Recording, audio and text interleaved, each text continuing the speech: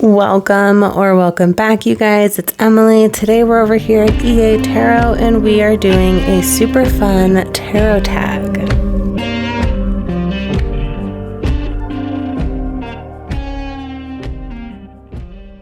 I am going to be chatting about my top 11 current favorite decks, you guys. This is a VR to Amethyst Ascension Tarot, and I'm kind of super excited to just chat decks with you guys for a little bit. So I have been seeing this tag float around for quite a while. I'm just coming to it in a moment that feels right. I have been working with a lot of decks. I've been receiving some amazing decks in the mail, you guys, for review. I've been purchasing some decks that I feel called to purchase. And so I just kind of want to chat about the decks that I have out now. 90% of the decks that I have out are literally out of their boxes because I've literally had them out. Like, they are living, breathing, and taking up space right now. I don't necessarily have a lot of them tucked away in their boxes and stored. So these are the decks that are actually out on my desk and in my workspace, decks that I am using in rotation in personal practice, professional practice, decks I'm reviewing, all of that and all of the goodies in between. So before I get into it, I do have 1, 2, 3, 4, 5-ish tarot decks, and then the rest are oracle. So a pretty fair split, I guess you could say. These are in no particular order, so we're just going to get right into it. The first deck that I have for you guys, oh, this is such a beauty. This is the Lacrimosa Tarot. It's been living out of its box since I purchased it. I'm obsessed with this deck. This is a collage deck that is making me feel like I am into collage decks, okay? Because I wasn't prior.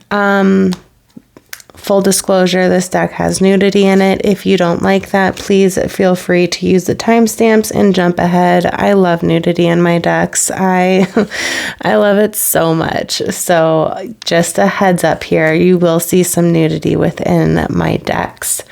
But if you've been here for any amount of time, you already know that. So yeah, this is the Lacrimosa Tarot, like I was saying. Everyone, has been really into the Ritual Tarot.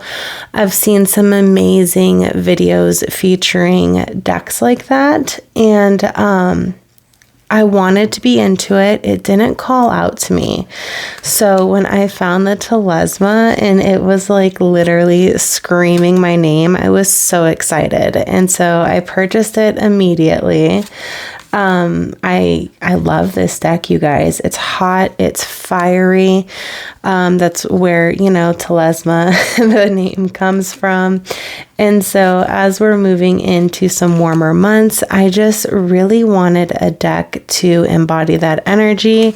However, I am also working with Lilith, and this is a deck that I am using as a way to communicate with her. And it is amazing. It doesn't disappoint. It is everything it's cracked up to be and then more. I love this Chariot. If you guys are following me on Instagram, you already know my thoughts on this card. I'm obsessed, you guys. Oh, this deck is so good. I've been loving diving into collage decks and working with collage decks in relation to clarifying them with oracles and what that looks like. And so, yeah, it's been super fun, you guys. Love this. This is the Lacrimosa Tarot.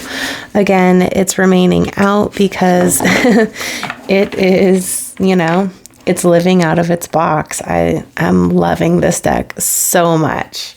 So keep things going forward. Next one I'm reaching for, you guys. This is the Soul Mirror Oracle. I was so honored when Sunshine Connolly sent me this deck for review. It is so beautiful. I'm loving this deck. I haven't really stopped talking about it since I unboxed it. If I can remember, I will drop my unboxings of a lot of these videos into the description box below. But yeah, I really love this deck, you guys. This is such a beautiful deck. It's very easy to read intuitively, and it also works really, really well in combination to tarot. And so it clarifies tarot very nicely. It works through a lot of repressed and darker aspects. It's just a deck that I have really been diving into in my personal practice, and it's also been one that speaks up during professional readings as well. And so I've been loving this deck. If you've had a reading with me recently, chances are I have used it and we have had great success in uncovering some repressed aspects. But you guys, I love the artwork. I love the style of this deck. I love the color palette, the tonality, everything about this. It is so beautiful. The guidebook is great. You can read it intuitively, like it checks both boxes. This is the Soul Mirror Oracle. Now I'm trying to think of where to go next. Let's just jump right in, you guys.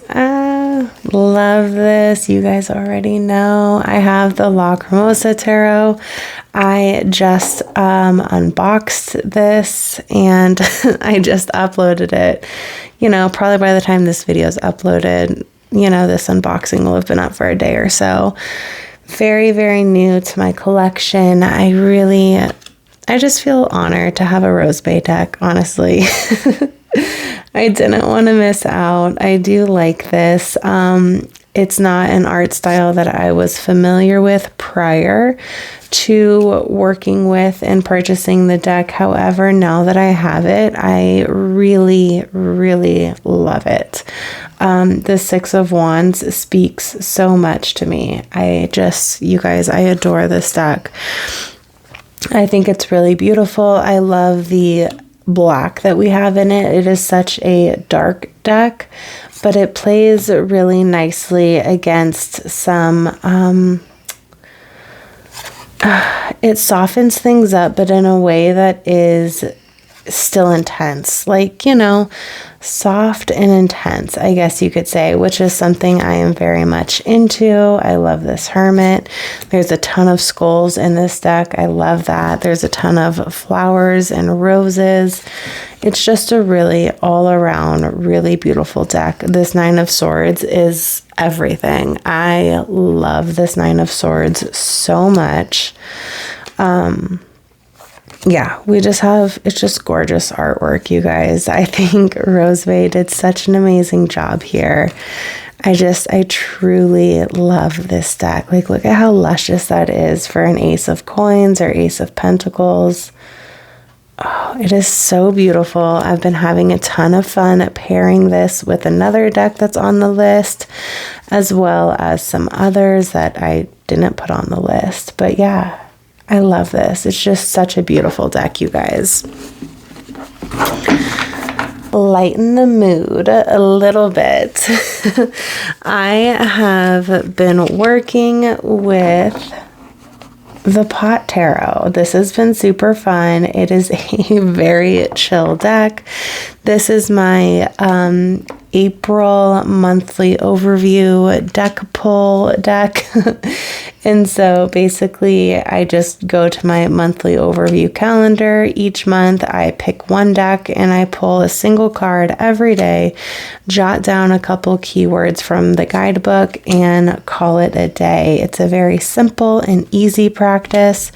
It is fun. It is not much to worry about. And so yeah, I've been really enjoying using the Pot Tarot for this. It is just a super fun deck. I figured it's April. I mean, what more of an appropriate time to use a deck such as this? And yeah, it hasn't disappointed. It's been fun. It gives you those feel good vibes. Love this Temperance, probably one of my most favorite Temperance cards to ever exist. It's just all around a really good deck. It's a feel good. It's not for everyone, but for those of you who do partake or imbibe in a slightly elevated lifestyle at moments, you guys might also like this deck. And so, yeah, this is the Pot Tarot. I will say, coming up this month, I do have a video planned where I'm going to give you guys a curated Elevated Minds deck list compilation video, I guess you could say. And so keep an eye out for that as the month progresses and as I'm able to get that recorded. But I have some super fun decks on the list. This one, you know, obviously would appropriately fit that. And so, yeah, if that's your style or that's your vibe, definitely keep an eye out. Let's jump into deck number 5. I have this one split for a reason. This is the Witch's Tarot by Chris over at Burning Paper Hearts. You guys, I adore this deck. It's no secret. If you follow me on Instagram, you know that this is my deck. I love this deck. I have been doing a pretty decent deck study with it for a couple of months now, and that's been really illuminating. It basically just creates the space for me to go through each card and, you know, break down the symbology within each card, and then further see what comes through intuitively before I hit the guidebook and jot down a couple things that are in the guidebook as well. And so if you're curious about what that practice looks like, let me know, and I have no problem taking you guys through how I do my deck studies and what those look like. So yeah, if you're into that, definitely let me know. I'm not very artistic, you know, in my drawing or anything like that. And so my studies are literary heavy. I am a writer. And so, yeah, it might look a bit boring, but there's sustenance to be found there. Yeah, this is just the Witch's Tarot, you guys. This is a deck that I will have with me until the day I die. I love this deck so much.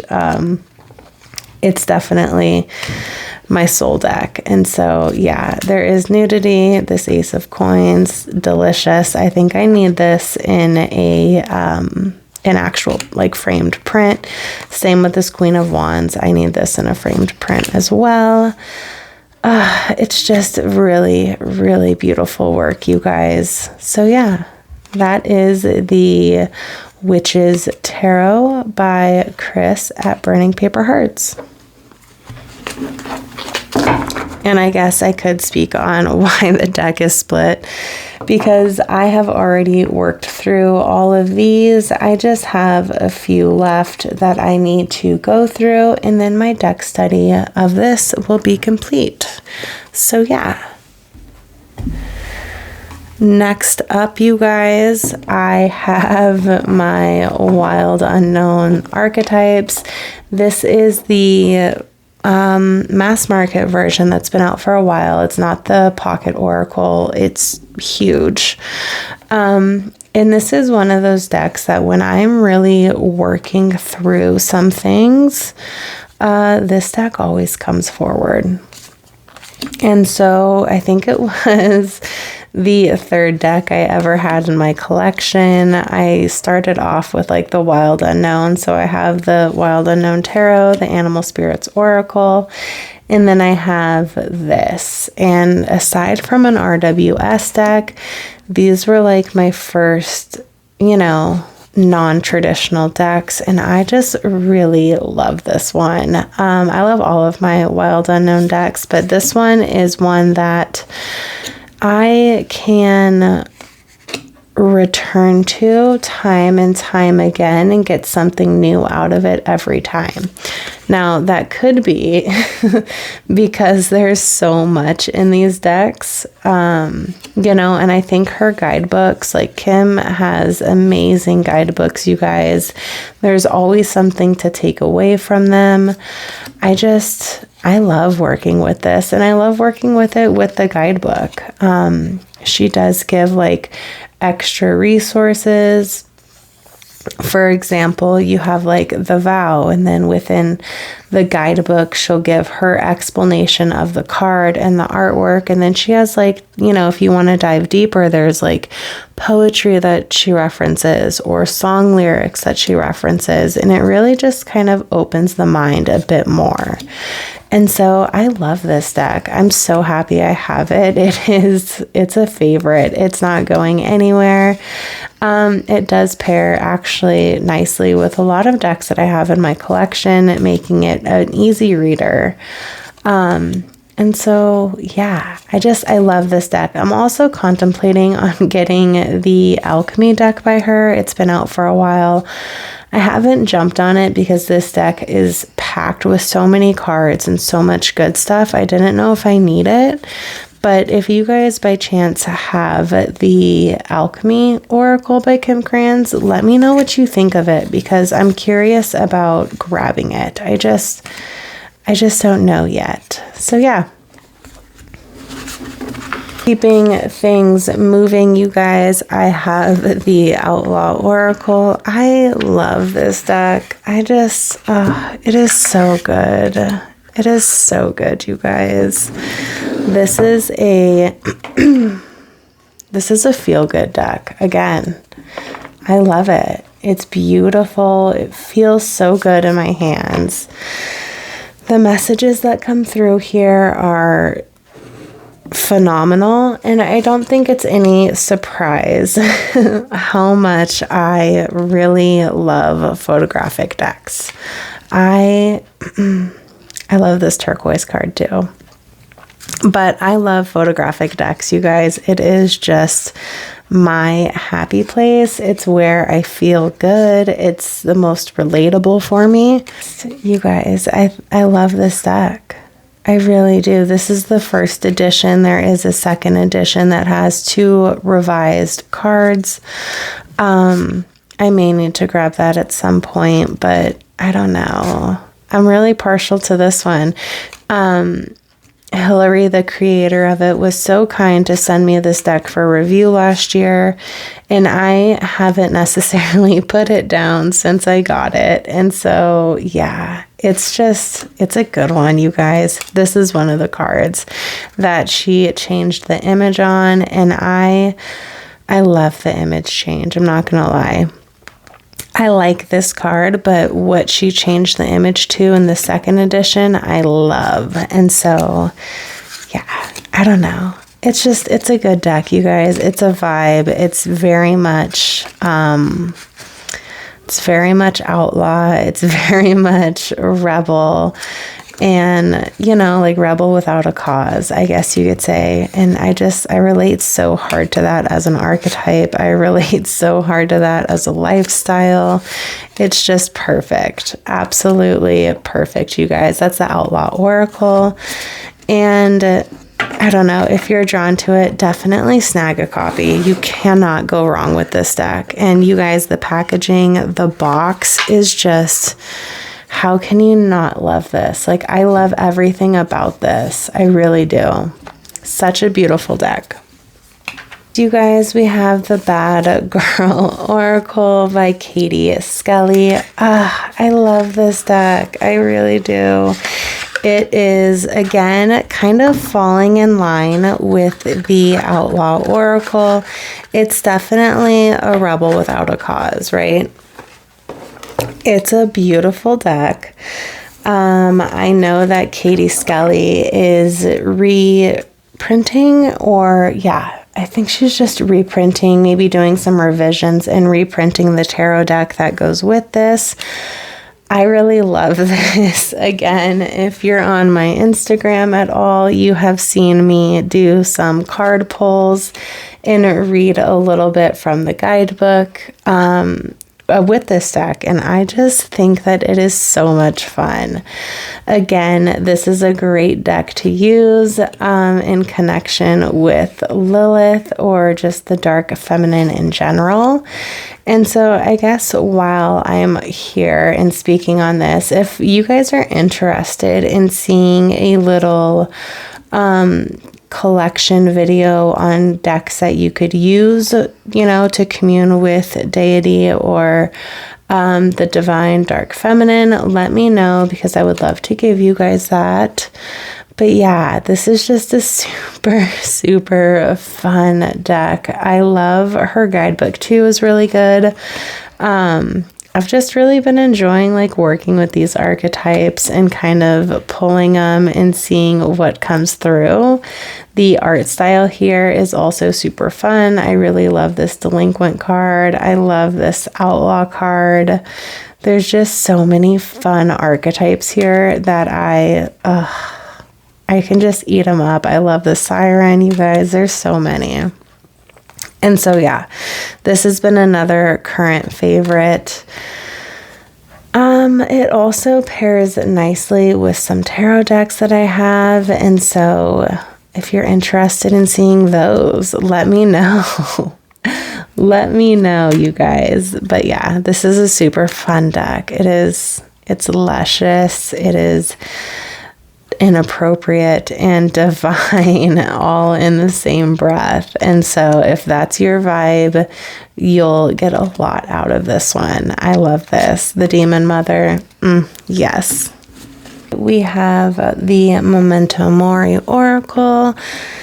This has the general expansion pack with it, you guys. This is just like a divinely goth deck, I guess you could say, like an old school goth deck. I don't even know.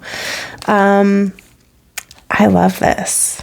I love this so much. It lives on my ancestor altar. Obviously, it works perfect for spirit communication, which is how I use the deck. I don't necessarily use it with the very tiny guidebook that it comes with. Instead, I read it intuitively, and it is just delicious in those style of readings. And so, yeah, I love everything about this, but because it does live out, I don't always feature it in my videos, but when I do work with it, you know, more than others, I'll definitely throw it in here. And this is one that I've been reading with it a lot. It's beautiful, it's potent, and the little keyword at the bottom is just enough to really tap into my intuition. I also love that we have animals in this deck. And so as someone who venerates and works with animal spirits as well, it doesn't, you know, it's a solid deck for that. Like, it's not just for human ancestral connections. I do use it for animals as well. And I feel like I get really incredible, potent reads. And so, I mean, like, there's no wrong way to practice, right? And so my ancestor practice may look a bit different than yours, and that's okay. But this is just, it's such a good deck. Like, if you are into the darker aspects of anything, you might really get a lot out of this deck. At one point, I would love to grab all the expansion packs that Claire Goodchild has available. Will I ever do that? I have no idea. This is such a huge deck with one general expansion pack.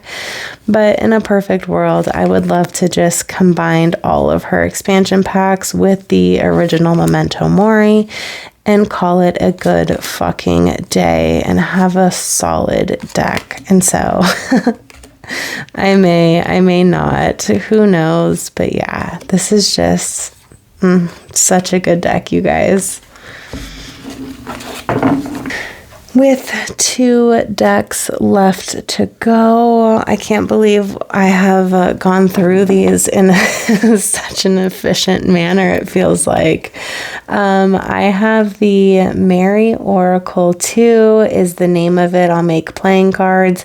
I've discussed a little bit how I want to change the name because I don't vibe with the name of the deck. I think it's unoriginal, but I'm sorry. That was maybe not the nicest thing to say. I don't know. I feel like I want to change it just for my frame of mind and reference and how I refer to it. But yeah, this is the Mary Oracle 2 is, what you'll find it by. I always want to refer to it as the Mother Mary Oracle, which I may end up just calling it that. This is a Make Playing Cards deck. It is created by Maria Luisa Wessels. If I can remember, I will drop her information below. If not, then I will just drop the unboxing that I did of this video, which has all of her information below. Sometimes when I get into these deck collections and deck hauls, it can be kind of overwhelming to consider having to do the description boxes. And so I try not to, worry myself too much about it and put too much pressure. But yeah, this is just a really beautiful oracle, you guys. I had been wanting an oracle deck that embodied the Holy Mother, Mother Mary, but without it being but without it being an Alana Fairchild deck. I do not resonate with those. I do not resonate with that art style. And so again, this is a photographic deck. As you can see, we do have some lovely photographs of statues. I think there's only a couple cards in here that are illustrated, but the rest seem to be of statues and altars. And I really like that. A lot. And so I've been playing with this with the Lacrimosa Tarot, and it's been beautiful. This flow card right here is my absolute favorite card in this in this Mary Oracle 2. I'm going to trip myself on the name of it now because I already do that. But yeah, I love this deck. This is the Mary Oracle that I had been searching for, you guys, and I'm so happy that I finally have it. It's beautiful. It is so good. I love everything about it. I really like this card too. I love this image. I like the pinks and the blues that we're getting in here, but we also still have a nice dark tonality to the overall deck, and I really enjoy that. So yeah, I've been working with this a lot since I got it. It is a new deck. And so yeah, look at these two. We have the duality and rhythm. And I think those are so pretty. It's so pretty. I could flip through this and just hold it and look through all of the images time and time and time again. One thing I will say, since we're here, I did notice that this has a misspelling on it, which bothered me slightly when I pulled the card one day. But I totally understand, you guys. It was a Make Playing Cards deck. It's not something that is mass produced. And so it doesn't necessarily bother me, but it did catch me off guard. I was like, did I skip over that? And so, yeah. Mary Oracle 2, you guys. And then I think we only have one deck left. And by the way, the backs on these, yes, I love that we have Our Lady of Guadalupe on here. It's just gorgeous, gorgeous, gorgeous. Okay. Lastly, another deck that I have been eating up is, you guys are probably going to laugh because it's totally I don't want to say out of season, but I mean, I have the Darkwood Tarot. I love this. I edged it in black. I love it even more. This Ten of Cups is just beautiful. Like, this is such a beautiful deck. I don't know why I took so long on getting it. I did do an unboxing. I talked all about it over there.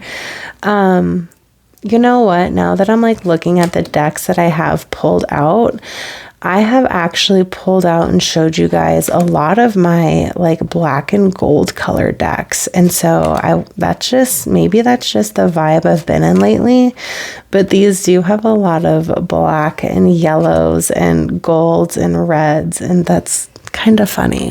I actually really like that. So yeah, this is just the Darkwood Tarot. It's like a high gloss deck. It does terrible with the ring light, obviously, which is why I'm holding it a little off to the side, but I love the way that this deck feels. I've been working with the Chariot card a lot too. Again, if you're on my Instagram, you'll know a bit about what I'm referring to there. But yeah, this is it's a gorgeous deck. I don't know why I waited so long. It's kind of springy, kind of not. Definitely a very fall inspired deck. However, I really love it. Like, I'm loving working with this year round. It seems like I don't want to limit myself in how I work with this deck, and so I'm trying not to. I love this Eight of Swords. Like, Eight of Swords is one of those cards that really sticks out to me, and it's just so beautiful. But yeah, you guys, I've been eating this up. This is the Darkwood Tarot. So I think that about sums it up, you guys. I don't know how many, I think we did it all, actually. I don't think I have any decks left that I did not show you for my top 11 current favorites. So you guys, I appreciate you being here. I appreciate you spending your time with me. Thank you for joining me. There's been some growth on the channel lately. I really appreciate that. You guys mean so much. Thank you, thank you, thank you. As always, I hope you guys have an amazing rest of your day, and we will chat again very soon. Bye.